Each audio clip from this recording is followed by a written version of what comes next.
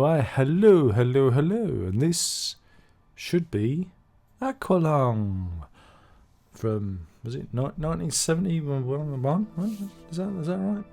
Well, this is the 40th anniversary adapted edition, because there was a box set and then they did it in this book style edition. So there is a box set and then that was shrunk down for this.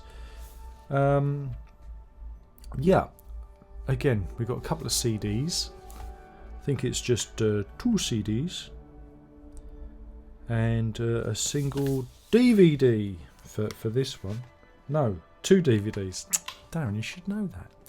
But yeah, so you've got the album itself, which is again is a new Stephen Wilson stereo mix, though it isn't new now. It was when it came out.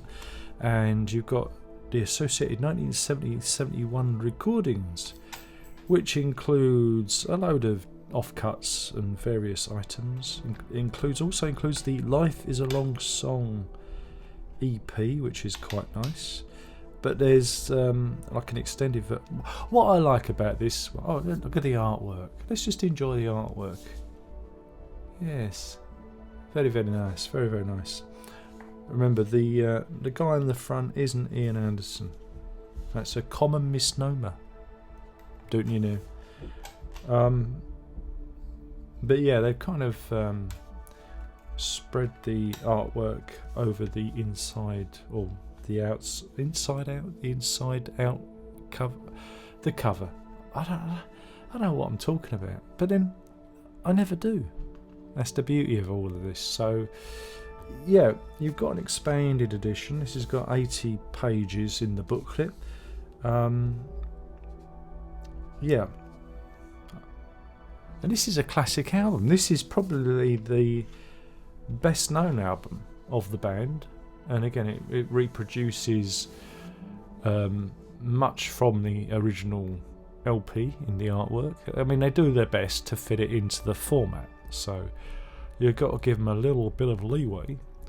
But while this isn't as expanded as some of the later editions that are coming, it's still a fair crack of the whip.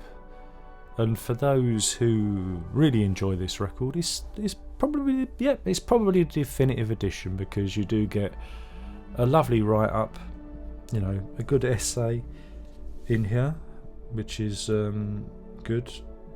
That one's by Dom Lawson, and it's a 6,000 word article on the recording of it. So yeah, that's good, isn't it? And so yeah, again, it follows the format of what we expect. Again, when these came out, and this was one of the later ones, this didn't come out, they didn't do them like kind of chronologically, they were all over the place. And like I said, this was originally a big box set, and then they shrunk it down to fit the other sets that came out in the sequence. So there is a video somewhere out there on the channel, on this channel. I might be able to link it at the end. You know, at the end, you know that bit at the end where it goes duh, duh, duh, duh, that bit at the end. I'll put in a link to that, and you can see the big box set edition of this. And they basically took all that information and reformatted it for this. That's why it's called the adapted edition. So yeah, it's kind of like fitting a quart into a pint pot, because before it was done in like a 12-inch LP format style booklet, and then they've gone and that was a good noise, wasn't it? We'll do that again to this format. So yeah, it's a little bit higgledy-piggledy. But they did a good job. They did a good job of getting it all to fit. But I like this one a lot. I like the associated recordings, because there's some good stuff on here. There's an early version of Lick Your Fingers Clean, Wondering Aloud. There's 2 versions of that. I like the extended edition. It's one of my favourites of theirs. I really like that one. Again, I tend to like the more acoustic JETHRO TULL pieces rather than the rocky ones. I kind of like those bits. So yeah, and you've got Up the Pool as well, which is also on the Life is a Long song. There's three versions of Up the Pool, which is about going to Blackpool. Again, very British song, very British. We're going up the pool. So yeah, we've got all the lyrics and lyrics to the associated recordings. Is even Ian Anderson, goes through everything. He's got his own insight into all that going on. So if you want to sing along, you've got all the words there. I expect you will be. And of course there's a chronology. So you know what sandwiches they had on a Tuesday back in January 1971. You got it all here. You got it all. It was tuna paste. It was tuna paste sandwiches. There you go. I'm joking. It was cheese. And you've even got John Burns, who's the engineer. He was involved in many records of this period. Did some stuff with Genesis, I believe. Oh, God, there's never a warning when his face pops up, is there? And puts me off my stroke.